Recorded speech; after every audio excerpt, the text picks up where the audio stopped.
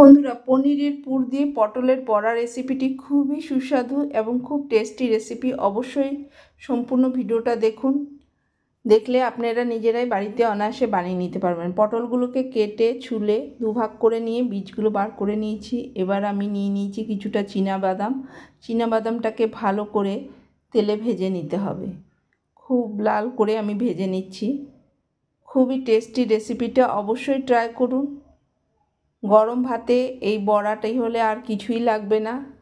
চীনাবাদাম ভাজা হয়ে যাওয়ার পরে ওই তেলে আমি পটলের টুকরোগুলোকে দিয়ে 2 থেকে 3 মিনিট ভালো করে নাড়াচাড়া করে সাঁতলে নিলাম। দেখুন পটলটাও ভাজা হয়ে গেছে, নামিয়ে রেখে দিলাম।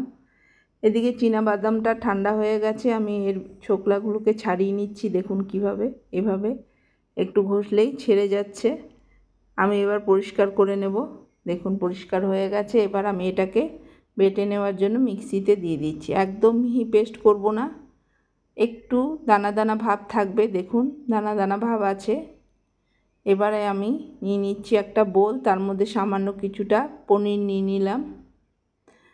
যেমন আপনাদের পটল থাকবে সেরকম পনির নেবেন। আমি খুব একটা বেশি বানাচ্ছি না, যেহেতু বাড়িতে লোক কম, সেই জন্য আমি খুব অল্প করেই বানাচ্ছি। দিয়ে দিয়েছি 2 চামচ বাদাম বাটা।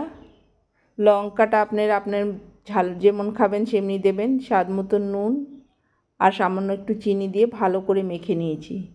এবার পটলটা ভেজে নিয়েছিলাম, ঠান্ডা হয়ে গেছে। এবার পটলের ভেতরে এই পনিরের পুরটাকে ভরে দিচ্ছি।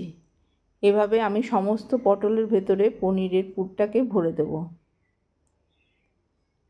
অবশ্যই ট্রাই করুন, খেতে দারুণ লাগবে। গরম ভাতের সাথে ডাল দিয়ে এই পনিরের বড়াটা খেতে একদম দুপুরে খাওয়ারটা জমে যাবে।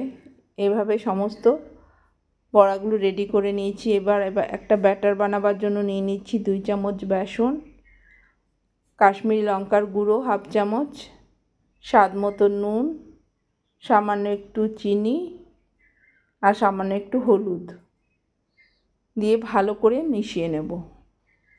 আরও 1 চামচ আমি এর মধ্যে বেসন অ্যাড করব, এটা কম মনে হচ্ছে তাই দিয়ে দিলাম আরও 1 চামচ বেসন দিয়ে। এবার অল্প জল দিয়ে একটা খুব ঘন ব্যাটার বানাবো। দেখুন অল্প জল দিয়ে একটা ঘন দেখে ব্যাটার বানিয়ে নিতে হবে। এখন গরমটা অনেকটাই কম পড়েছে, তাই আপনারা এইভাবে বড়াটা বানিয়ে নিতে পারেন। এবার পটলের মুখে যে পুরটা ভরেছি তার মুখে আমি এই ব্যাটারটা দিয়ে আটকে দিয়েছি। দেখুন সমস্ত পটলের মুখগুলোকে আটকে দিলাম। এবার যে বাকি ব্যাটারটা আছে তার মধ্যে সামান্য আরেকটু জল দিয়ে একটু পাতলা করে এবার পটলগুলোকে এর মধ্যে চুবিয়ে দিতে হবে। চুবিয়ে দেখুন চুবিয়ে দিলাম। এবার সাদা তেলে গরম হয়ে গেছে, এক এক করে পটলগুলোকে দিয়ে দিচ্ছি। ব্যাটারটা একটু পাতলা হয়েছে, আর একটু ঘন করে নিতে হবে। দেখুন এইভাবে আমি উল্টে পাল্টে বড়াগুলোকে মিডিয়াম আঁচে ভেজে নিচ্ছি। দেখুন খুবই ভালো লাগে খেতে, অবশ্যই ট্রাই করুন। ডালের সাথে এরকম বড়া হলে দুপুরের খাবারে আর কিছু লাগবে না। এভাবে আমি সমস্ত বড়াগুলোকে ভেজে নিচ্ছি। ভালো লাগলে লাইক, শেয়ার, কমেন্ট করতে ভুলবেন না। প্লিজ সাবস্ক্রাইব করুন, আমার চ্যানেলটাকে এগিয়ে যেতে সাহায্য করুন।